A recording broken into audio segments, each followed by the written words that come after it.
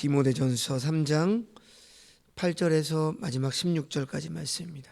자, 어제와 오늘 우리가 묵상하고 있는 디모데전서 3장은 먼저 3장 1절에서 13절까지는 감독과 집사의 자격 요건에 대한 바울의 권면이죠.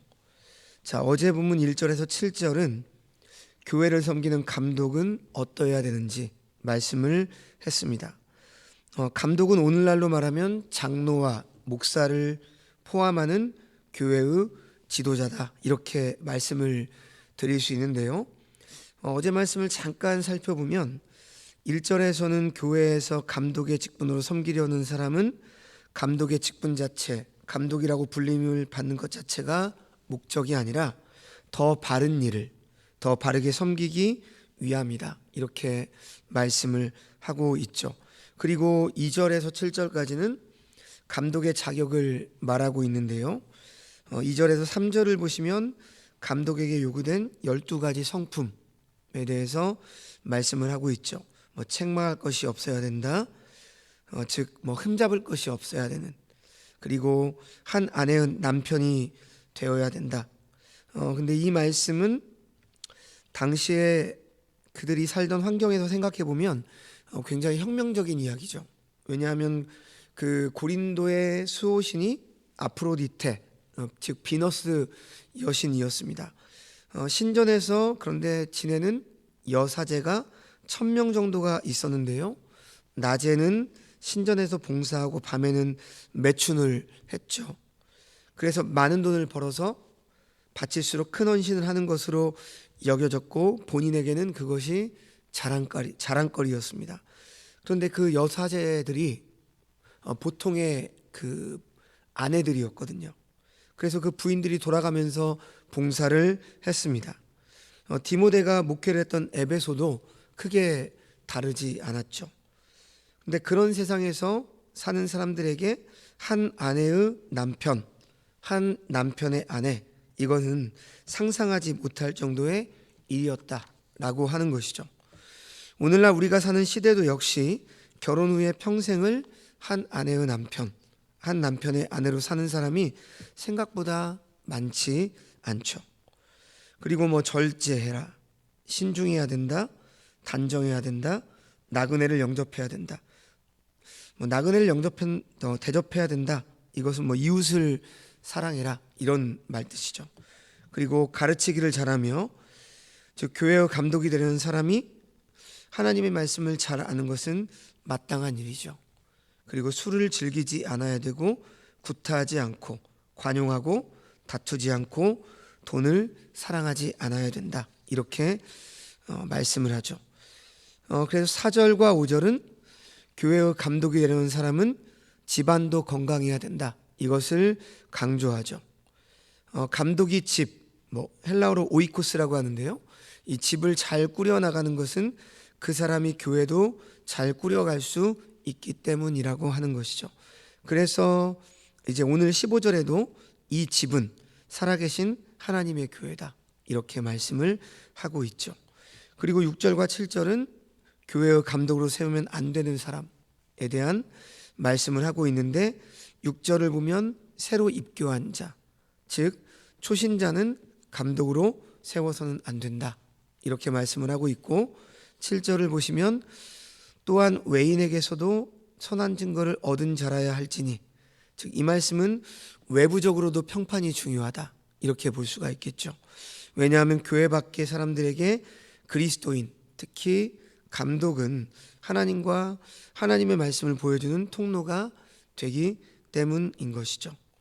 자, 이렇게 1절에서 7절까지는 교회의 감독, 즉 오늘날로 말하면 목사, 장로의 자격에 대해서 말씀을 했습니다. 자, 그리고 이제 오늘 본문을 보시면 집사의 자격에 대해서 말씀을 하고 있는데요. 자, 오늘 본문을 두 단락으로 나눌 수 있습니다. 먼저 8절에서 13절까지는 집사의 자격에 대해서 권면을 하고 있고요. 14절에서 16절까지는 경건의 비밀, 즉 복음의 비밀, 복음의 심오함에 대해서 말씀을 하고 있습니다. 자, 오늘 본문에서 집사로 해석되는 헬라어 디아코노스, 이것은 봉사하다 뭐 이런 뜻입니다. 그래서 고대 그리스에서 디아코네오는 식탁에서 대기하다, 식탁에서 봉사하다, 이 말에서 유래를 했는데요. 봉사하다, 시중들다는 의미로 사용이 되었습니다. 그리고 이런 일은 바로 그 당시 사회에서 노예들이 주로 하는 일이었다라고 하는 사실이죠. 그래서 사도행전 6장에 보시면 예루살렘 초대교회가 처음으로 집사 직분제를 도입하는 과정이 설명되어 있죠. 초기에는 사도를 비롯한 제자들이 말씀 사역과 함께 구제 사역까지 담당을 했는데요. 교인의 수가 증가하면서 이제 구제 사역으로 인해서 말씀 사역에 지장을 받게 되니까 헬라파 교인들과 히브리파 교인들 사이에 매일의 이 구제의 문제로 갈등이 생기기 시작했습니다. 그래서 12사도는 구제 사역을 담당해 줄 성령과 지혜가 충만하여 칭찬을 받는 사람, 즉 7명을 선발해서 집사 직분을 맡겼죠. 따라서 초대교회에서 이 집사는 교인을 섬기는 일을 담당을 했습니다. 그래서 섬기는 일에는 구제 사역은 물론 복음 전파 사역도 포함되어 있었죠. 초대교회가 택한 집사의 자격은 사도행전 6장 3절 말씀처럼 성령과 지혜가 충만하여 칭찬받는 사람이었습니다. 자, 그래서 오늘 본문은 이제 그러한 집사가 어떤 자인가 구체적으로 설명을 하기 시작하는데요. 8절과 9절을 보시면 집사의 자격 요건에 대해서 말씀을 하고 있습니다. 이와 같이 집사들도 정중하고 일구이언을 하지 아니하고 술에 임박히지 아니하고 더러운 일을 탐하지 아니하고 깨끗한 양심에 믿음의 비밀을 가진 자라야 할지니. 자, 8절을 시작할 때 이와 같이 이렇게 말씀을 하고 있죠. 그러니까 앞에서 언급한 감독들과 같다, 이런 의미죠. 감독과 집사는 상호 보충적입니다. 감독의 자격에 언급된 나그네를 대접하는 일은 당연히 집사도 담당해야 되는 것이죠. 그래서 본문에서 언급한 집사의 첫 번째 조건은 정중입니다. 이 정중하다로 해석된 헬라어 원어의 의미는 존경할 만한, 이런 뜻을 가지고 있습니다. 그러니까 감독과 거의 비슷하죠. 평판이 좋아야 되는, 즉 이웃들로부터 존경을 받을 만한 인격을 갖추고 있어야 한다라는 거죠. 두 번째는 일구이연하지 않아야 한다라고 말하죠. 때에 따라 말을 달리하고 사람에 따라 말을 바꾸는 사람은 신의를 상실하게 되고 공동체의 많은 문제를 야기하게 됩니다. 그리스도인은 이중적인 언어를 삼가해야 되겠죠. 그리고 공명정대한 언행을 가져야 하는 것입니다. 한 번 말하면 그것에 대해서 책임을 질 줄 알아야 하고요. 책임지지 못할 것은 말하지 않아야 된다, 이렇게 말씀을 할 수 있습니다. 세 번째로 술에 임박히지 않아야 된다. 이 말씀의 강조점은 반드시 절제가 필요하다, 이러한 의미죠. 네 번째로 더러운 일을 탐하지 말아야 한다, 이렇게 말씀을 하는데, 이 말은 신앙인으로서 불법과 부정, 부패와 탈세, 노동 착취, 사기와 거짓말을 하면서 사리사욕의 경제 이득을 취하지 말라는 뜻입니다. 초대교회 때 구제에 관련해서 생각을 해보면 이 구제를 집사들이 책임을 졌죠. 그러니까 교회의 재정을 가지고 구제의 일에 책임을 진 겁니다. 오늘날로 말하면. 그런데 이 구제를 자신이 취하려고 하거나 구제품을 이용하려 하지 말라는 것이죠. 부정하고 부패하게 되면 바로 그런 일들이 발생할 수 있다라고 하는 거죠. 공동체의 일을 자기 이익을 위해서 이용하지 말아야 한다는 겁니다. 물론 그리스도인은 세상에서 돈을 버는 데 있어서도 부정한 방법을 배제하고 정당한 방법을 해야 하는 것이죠. 다섯 번째로 깨끗한 양심을 가져야 하죠. 양심은 하나님께서 인간에게 주신 선물입니다. 그런데 양심은 더러워질 수 있습니다. 디모데전서 4장 2절 표현으로 하면 양심이 화인을 맞아서 외식함으로 거짓말한다, 이렇게 말하죠. 깨끗한 양심은 1장 5절과 19절에 선한 양심으로 그리스도의 십자가 보혈로 정결함을 받은 거듭난 양심입니다. 자, 그리고 다음으로 믿음의 비밀을 가진 자라야 한다, 이렇게 말하죠.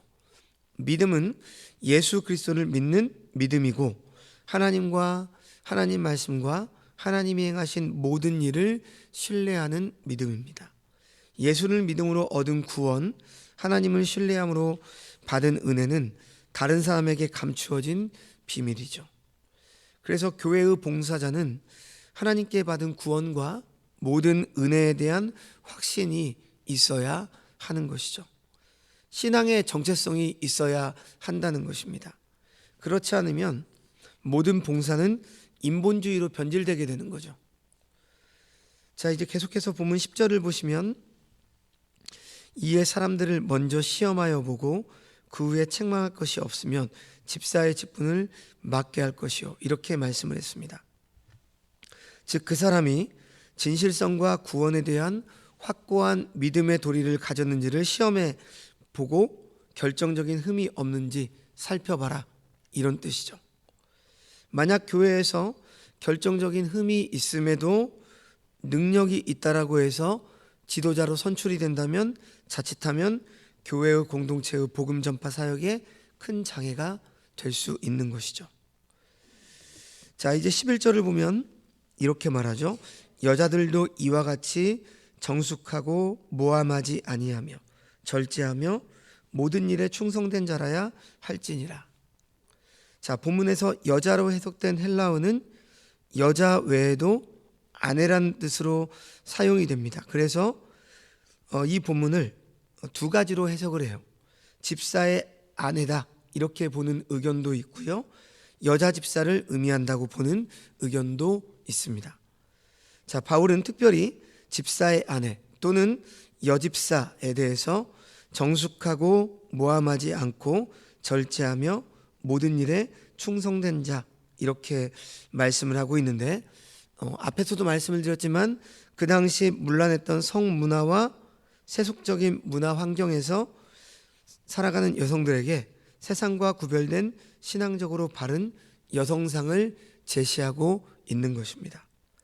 자, 뿐만 아니라 12절을 보면 남자 집사들도 감독과 마찬가지로 한 아내의 남편이 되어서 자녀와 자기 집을 잘 다스리는 덕목이 필요하다, 이렇게 말씀을 하고 있죠. 자, 그렇다면 이와 같이 주님의 몸된 교회의 직분을 잘 감당하면 어떤 보상이 이루어지게 될까요? 13절 말씀에 이렇게 말씀하고 있죠. 집사의 직분을 잘한 자들은 아름다운 지위와 그리스도 예수 안에 있는 믿음의 큰 담력을 얻느니라. 아름다운 지위를 얻는다라고 말씀을 하는데 이것은 지위가 높아지거나 계급이 올라가는 이러한 것을 의미하는 것이 아닙니다. 더 중한 책임을 감당하게 된다, 이러한 의미죠. 마태복음 25장에서 주인이 맡기고 한 달란트를 잘 활용한 종들에게 주인이 네가 작은 일에 충성을 했으니 내가 많은 것을 내게 맡기겠다, 이런 말씀과 일맥상통하는 의미입니다. 그리고 믿음의 큰 담력을 얻게 된다는 말은 예수 그리스도에 대한 믿음이 확고해지고 하나님이 하시는 일에 대한 믿음이 더욱더 굳건해진다, 이런 의미를 말씀하고 있는 거죠. 자, 계속해서 14절에서 16절 말씀, 경건의 비밀, 즉 교회가 가지고 있는 복음의 비밀에 대해서 말씀을 하고 있습니다. 14절에서 15절을 보시면 사도 바울은 먼저 이 편지를 쓰게 된 이유에 대해서 설명을 하는데요, 원래의 계획은 바울이 디모데가 있는 에베소로 직접 가서 대면해서 그곳의 문제들을 해결하기를 원했습니다. 하지만 바울은 가택연금이든 어떤 형태로든지 지금 로마의 감옥에 다시 갇히게 될 것만 같은 예감이 들었습니다. 자, 그래서 바울은 자신의 간절한 마음을 전달하기 위해서 마지막 유언과도 같은 편지를 디모데에게 쓰게 된 것이죠. 바울은 디모데에게 교회의 지도자는 무엇보다 하나님의 집인 교회에 대해서 잘 알아야 함을 가르칩니다. 교회는 살아계신 하나님의 집이고 하나님은 교회를 진리의 기둥과 터로 세우셨다. 이렇게 말씀을 하고 있는 것이죠. 그러므로 교회는 사람이 아닌 하나님을 기쁘시게 하기 위해서 힘쓰는 곳이 되어야 한다는 것이죠. 그리고 사람들이 듣기 좋아하는 말씀이 아닌 올바른 하나님의 진리를 선포하고 바르게 가르칠 수 있어야 된다. 이렇게 디모데에게 지금 권면을 하고 있습니다. 자, 그리고 마지막 16절을 보시면 이 말씀은 짧지만 초기 기독교 선포의 핵심을 담고 있는 매우 중요한 구절이죠. 지금 크도다 경건의 비밀이요, 이렇게 말하고 있는데 이 경건의 비밀은 바로 예수 그리스도 안에 나타난 하나님의 계시를 말하는 것입니다. 그래서 바울은 이 그리스도에 관한 복음을 종종 뭐라고 말씀을 했습니까? 서신서에서 하나님의 비밀이다, 혹은 그리스도의 비밀이다, 이렇게 표현을 자주 했죠. 그리고 이어서 나오는 것은 그리스도의 사역에 대한 진술이고 찬양입니다. 그는 육신으로 나타난 바 되시고 영으로 의롭다 하심을 받으시고 천사들에게 보이시고 만국에서 전파되시고 세상에서 믿음 받으시고 영광 가운데서 올려지셨느니라, 이렇게 말하고 있죠. 하나님께서는 인간으로 나타나셨고 보이셨고 우리와 같은 인간으로 이 땅에 오셨습니다. 성육신은 구원의 역사를 위한 시작이죠. 그리스도께서는 성령 하나님에 의해서 의롭다함을 받으셨습니다. 특히 그리스도의 부활은 그분의 정당성을 인정하는 사건이죠. 그리고 그리스도께서 천사들에게 보이셨습니다. 성육신 하시기 전에 하나님은 피조물의 눈에는 보이지 않는 분이셨죠. 그러나 하나님과 동등 본체이신 예수 그리스도께서 인간의 몸으로 성육신 하심으로 인간들뿐만 아니라 천사들도 육신을 입으신 하나님을 볼 수 있게 되었습니다. 그리고 이제 그분은 교회를 통해서 예루살렘에서부터 땅끝까지 널리 전파되셨고 세상에서 믿음 바 되셨습니다. 마지막에 영광 가운데 올려지셨느니라, 이렇게 표현된 그리스도의 승천은 그분의 재림을 확증해주는 표현이라고 하는 것이죠. 그래서 그리스도의 승천은 우리의 삶을 주장하시는 그리스도의 능력과 영원한 임재를 보여주는 증거입니다. 자, 바로 이러한 찬송의 내용은 초기 기독교 선포의 핵심이었고 나중에 교리적으로도 확정된 내용이었습니다. 그래서 16절은 성육신, 십자가의 죽음, 부활, 승천, 이 모든 것이 들어있는 내용이죠. 이 모든 내용이 바로 뭐라고요? 크도다 경건의 비밀이요, 즉 경건의 비밀, 믿음의 비밀, 구원의 비밀이라고 하는 것입니다. 바울은 이렇게 디모데에게 이러한 경건의 비밀이 참으로 중요하다, 이것을 가르치면서 이것을 잘 간직해서 성도들과 잘 나눌 수 있어야 됨을 가르치고 있습니다. 따라서 우리들도 이 심오하고 신비로운 경건의 비밀을 잘 간직해서 다른 사람들과도 잘 나눌 수 있어야 한다라고 하는 것입니다. 자, 말씀을 정리하겠습니다. 오늘날 우리들의 교회에서 직분에 대해서 어떤 생각을 주로 하고 있습니까? 혹시 직분을 어떠한 상하의 계급으로 권력처럼 생각하고 있지는 않으십니까? 혹시 내 신앙적인 어떤 노력으로, 행위로 상대방과 경쟁해서 얻은 자리라고 생각하고 있진 않습니까? 임직자 선거를 하죠, 교회에서. 경쟁의 원리처럼 보이십니까? 전혀 그렇지 않습니다. 물론 교인이 투표를 하죠. 그래서 마치 경쟁하는 것으로 보일 수 있습니다만 절대 경쟁의 원리가 아닙니다. 성경적인 원리를 생각해야 됩니다. 그리고 직분자가 되면 어떤 역할을 해야 된다고요? 어제 오늘을 통해서 직분자는 엄격한 생활을 해야 돼요. 그리고 상대방에게 모든 교회와 밖에서도 모범을 보여야 되는 것이고 막중한 책임이 주어지는 것입니다. 더 봉사하라는 거죠. 생각해 보십시오. 그 당시에 바울이 디모데에게 편지를 쓰던 당시에 교회 직분자들이 다른 성도들보다 나은 것이 있었을까요? 그 당시 유대 지도자들에게 초대교회의 감독과 집사는 다른 이단자보다 먼저 처리해야 될 대상이었습니다. 예수를 믿는다는 것만으로 사회 변두리로 밀려나갔던 교회 속에서 직분자는요, 타인보다 더 소유를 나눠야 된다는 부담이 있던 존재들이었습니다.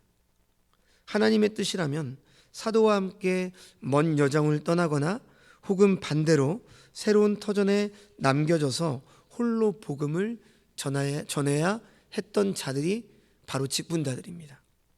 그들에게 직분이란 고난의 가시, 면류관이었다라고 하는 것이죠. 그렇기 때문에 직분은 다른 성도보다 예수 그리스도의 길을 더 따르기 위해서 삶의 주도권을 포기하려는 사람들을 대상으로 주어지는 것입니다.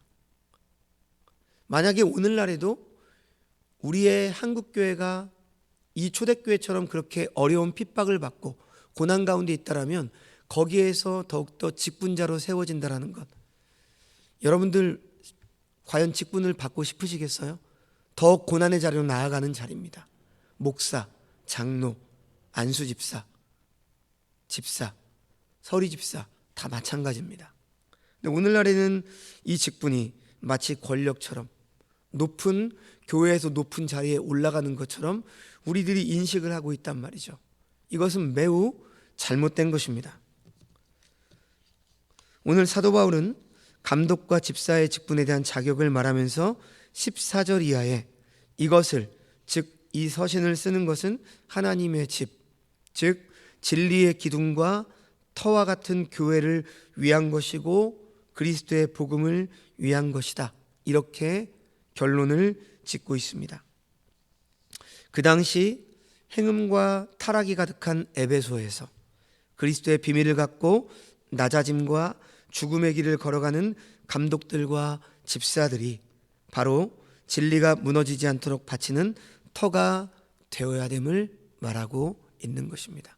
사랑하는 여러분, 여기 직분자들 거의 계신데요, 바로 우리에게 맡긴 직분이 그러한 책임이 있는 겁니다.